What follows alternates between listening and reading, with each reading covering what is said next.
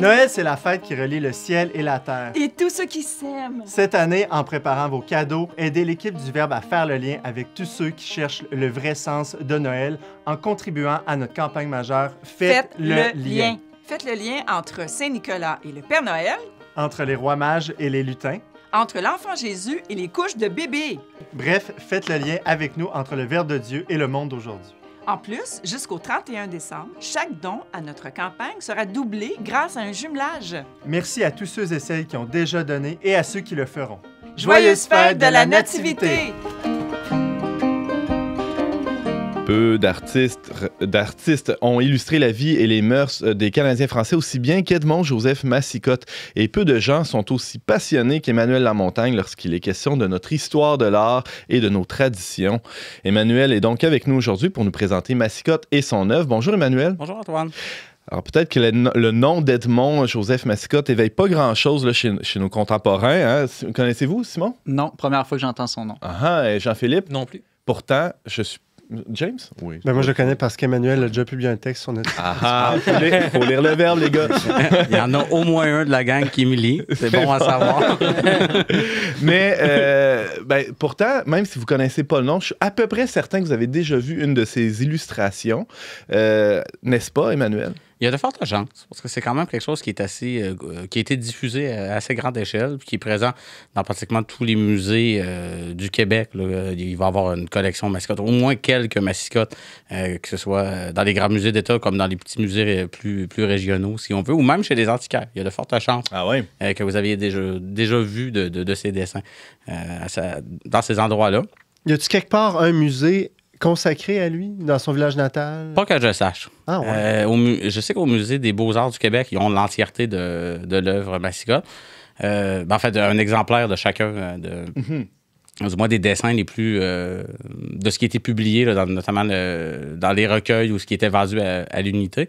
Mais que je sache, il n'y a pas de musée consacré à Edmond Massicotte. Pas parent avec François Massicotte non plus? Ça, je sais encore moins. D'autres questions pertinentes comme ça, James?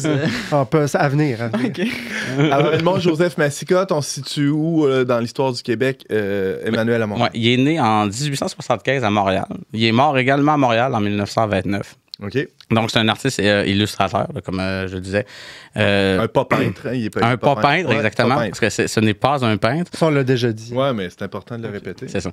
Pour quelqu'un là, qui ne connaîtrait pas du tout la façon qui serait la plus simple pour découvrir son œuvre, ce serait de consulter le livre Nos Canadiens d'autrefois, qui a été publié en 1923, donc de son vivant, qui est un recueil qui rassemblait une bonne partie là, des œuvres qui avaient été produites à ce moment-là dans sa carrière. Évidemment, il a continué à produire après la parution du livre, donc ce n'est pas l'œuvre entière, mais il y a une très grande partie.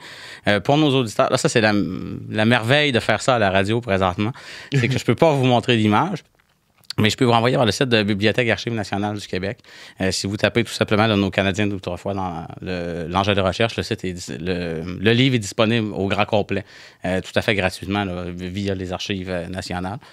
Donc, c'est assez facile à consulter. Ou juste en tapant Edmond Massicotte dans Google Images, là, vous allez avoir une bonne idée de quoi ça peut ressembler visuellement. Là. Pour l'avoir feuilleté avant la chronique, Emmanuel, ce recueil-là est, faut le souligner, là, vraiment fascinant pour plusieurs raisons. Il y en a une, c'est que chacune des œuvres, chacune des illustrations est accompagnée d'un texte signé par un auteur différent pour chacune des 12 œuvres et pas n'importe qui a signé ces textes-là. Non, c'est ça. Il y a 12 illustrations dans le recueil qui tous accompagnés d'un texte qui n'a pas vraiment de lien avec l'illustration. C'est pas un cartel de musée, là, si on veut, le texte. On est vraiment plus dans la promotion du régionalisme. Donc, on est dans l'idéologie.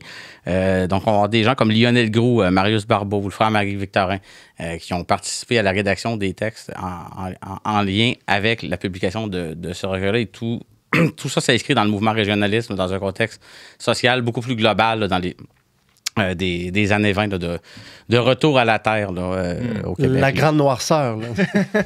Il y a certains historiens qui vont appeler ça comme ça. Il y en a d'autres qui vont avoir quelque chose de plus nuancé par rapport à ça. Là, si on veut, là, pour faire qu'est-ce que le régionalisme, là, ça, pour sortir un peu de la caricature, justement, un peu simpliste là, de la grande noirceur, c'est que les élites sociales, en fait, de l'époque, le clergé nationaliste en tête, se voyaient comme les dépositaires, les défenseurs des traditions québécoises. Donc, ça se présentait ils se présentaient tous un peu comme le rempart contre le dépérissement d'un certain mode de vie qui était plutôt rural, parce qu'il y avait une grande urbanisation à l'époque.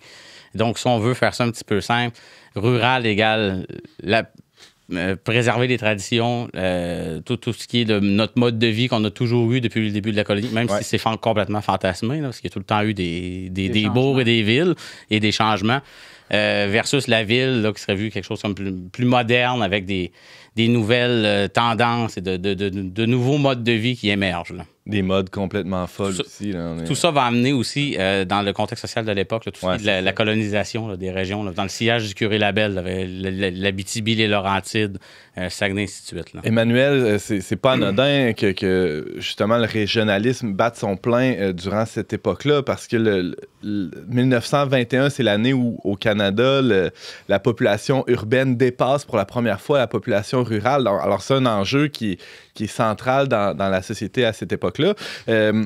Pour qu'on se fasse une idée là, de ce qu'on ait des images en tête là, de ce qui est représenté dans les illustrations d'Edmond-Joseph Massicotte. Aurais-tu quelques exemples, Emmanuel? OK. Ben, dans ce recueil-là en particulier, on va avoir à la fois la représentation des traditions, puis même, je dirais, dans l'œuvre de Massicotte, là, en général, du moins de la partie régionaliste, parce qu'on va parler un petit peu plus tard de ses œuvres de jeunesse là, qui sont à classer dans un autre registre esthétique et artistique. Mais disons que ces œuvres de vie adulte, si on peut le dire ainsi, vont illustrer vraiment tout ce qui est de tradition à la fois populaire et tradition religieuse du Québec. Donc, on va avoir des images comme, par exemple, la sortie de la messe de minuit, la bénédiction du jour de l'an. Ça, c'est très connu, celle-là. Hein? Très, très connu. C'est plusieurs foyers qui l'ont même. La sortie de la messe de minuit, personnellement, j'ai ça à côté de mon arbre de Noël. Bon, tu vois. Fait que je fais partie des plusieurs foyers qui ont cette illustration-là de Massicotte. Mais il y a aussi, comme le saint viatique, là, il y a plusieurs choses là, en lien avec la religion. Il a fait un Angélus aussi. Oui, il a fait un Angélus qui est peintres européens. Qui est fortement inspiré de Millet, là, de celui de Millet. Mais il y a aussi beaucoup plus de tradition populaire. Donc, on a le temps des sucres, la fournée de pain, l'épluchette de blé d'Inde en été. Donc, c'est vraiment l'idée en arrière de ce recueil-là, c'est de couvrir de façon visuelle c'est quoi les traditions québécoises de l'époque pour les préserver en donnant un souvenir sous forme... Bon, évidemment, c'est fantasmé. Là, il ne prend pas une sortie réelle d'une messe de minuit ou d'épluchette de blé d'Inde. Il y a une conceptualisation artistique en arrière. Mais l'idée, c'est de transmettre aux générations futures un exemple de ce que ça pouvait être, toutes ces traditions-là. Dans le bon vieux temps. Exactement. Oui, parce que là, on insiste fortement, c'est ça aussi le régionalisme, il y a une espèce de... Le passé est toujours glorieux et on est fiers des origines, des racines, puis la modernité, on se méfie tout le temps un petit peu. Là. Mais c'est étonnant parce que quand on feuillette ça, on voit toutes sortes d'éléments qui nous parlent encore aujourd'hui. Bon, il y a des éléments, des fois, du paysage, des vieilles maisons canadiennes, à l'intérieur des maisons aussi, le poêle à bois, dans la grande tablée aussi, avec la grand-mère qui est là, qui accueille toute sa grande famille. C'est des choses qui peuvent connecter avec certaines réalités d'aujourd'hui, pas notre quotidien comme c'était le cas avant, mais c'est pas juste fantasmé, Emmanuel. Non, c'est fantasmé dans le sens... Dans le traitement ou dans le... Ben, il faut pas voir ça comme une illustration de la réalité, comme je le disais. Donc, on n'est pas devant, disons, la représentation exacte de la sortie de la messe de minuit dans tel village. Pas du photojournalisme. Exactement, c'est ça. C'est pas de la photographie. Il y a une conceptualisation artistique. Il y a quand même un message qui est voulu, c'est-à-dire de faire la promotion du régionalisme. Les gens n'ont jamais l'air malheureux, là, vraiment. Non, c'est ça. Peut-être avec les derniers sacrements, là, il y a une œuvre qui présente ça aussi. Mais le souper de famille, il n'y a pas d'engueulade là, dans cette illustration. Exactement. C'est la bénédiction du jour de l'an. Il n'y a personne qui a l'air grincheux parce qu'il ne veut pas que grand-papa il fasse un bec en arrivant. Là. Mais ma grand-mère, quelque temps avant de mourir, elle disait quand même, elle trouve que les gens étaient plus rayonnants, plus heureux quand elle était jeune qu'aujourd'hui. Elle m'a fait cette remarque-là. C'est pas impossible. Mais de fait, il n'avait pas d'engueulade, il n'avait pas le droit de parler. C'est plus difficile dans ce temps. Bon point, James. Bon point. Emmanuel, tu l'évoquais un petit peu tout à l'heure, là, Edmond-Joseph Massicotte, c'est un illustrateur qui est surtout connu pour ce recueil-là intitulé « Nos Canadiens d'autrefois ». Je le rappelle, qui est disponible sur la Bibliothèque nationale du Québec. Mais il y a eu une vie avant ce courant-là, très régionaliste, très nostalgique. Il y a eu tout un pan de son œuvre qui était dans un tout autre registre. Oui, mais en fait, c'est ça. C'est ça qui est étonnant avec un Massicot. Ça, c'est la partie qui est la moins connue, si on veut. Il y a juste des historiens d'art là, comme moi qui souvent vont être au courant là, dans la population générale que ça, c'est arrivé. C'est que c'est un retournement qui est complet là, dans sa carrière. Au début de carrière, là, ses sujets et sa technique de dessin se rapprochaient plutôt de la mouvance moderniste de l'époque. Edmond Joseph, il était très influencé par son frère, Édouard Zotic Massicot, qui était un proche du mouvement symboliste, mais qui était aussi un historien, un journaliste et un critique littéraire. Okay. Et puis, c'est son frère qui va lui donner sa première chance, hein, comme quoi que les relations pour avoir des jobs, ça a toujours fonctionné de la même façon. Donc, c'est grâce à lui qu'il y a eu ses premières tribunes dans les revues Le Monde illustré et L'Écho des jeunes. Donc, à cette époque-là, Edmond, il dessine surtout pour les journaux de la région de Montréal.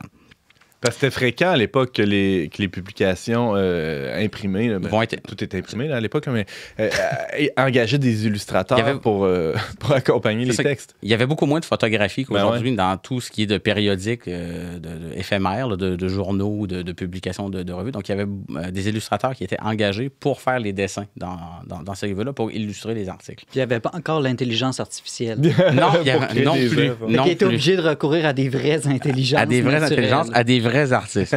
Donc, à ce moment-là, de son début de carrière, de sa jeunesse, avec son frère là, qui est dans cette mouvance-là symboliste et qui l'influence, Massicot, lui, il est plutôt porté vers tout ce qui est l'art nouveau. Donc, il va être très influencé aussi par un peintre tchèque qui s'appelle Alphonse Mucha. Donc, il y a vraiment une parenté avec les œuvres de jeunesse de Massicot et les œuvres de Mucha. Il y a une parenté stylistique là, qui est très, très, très évidente. Là. C'est quoi l'art nouveau? L'art nouveau, ça va être c'est un mouvement artistique qui s'est développé au début du 20e siècle en Europe. Et puis, ce mouvement-là va être tout en ligne courbe, va s'inspirer beaucoup des végétaux aussi. Si vous pensez, par exemple, les stations de métro de Paris... Faites par Gaudi, entre autres, plusieurs. Ben, Gaudi, c'est pas le métro de Paris, là, mais Gaudi rentre dans cette mouvance-là. Oui, non, mais il y a quelques stations de métro à Paris faites par Gaudi. Moi, je pensais le nom... Là, le Corbusier. Non, c'est pas le Corbusier. En tout cas, peu importe. Là, tu me prends un culotte à terre. Avec celle-là, j'avais pas pensé de ressortir le nom pour les stations de métro. Mais disons, il y a une mouvance architecturale importante. Puis ça, c'est la fine pointe artistique à ce moment-là. Ouais. Donc, Massicot, c'est ça qui est cool à cette époque. C'est ça qui est cool, c'est ça qui est dans le vent. C'est vraiment ce qui est nouveau. C'est-à-dire, d'où le nom d'art nouveau.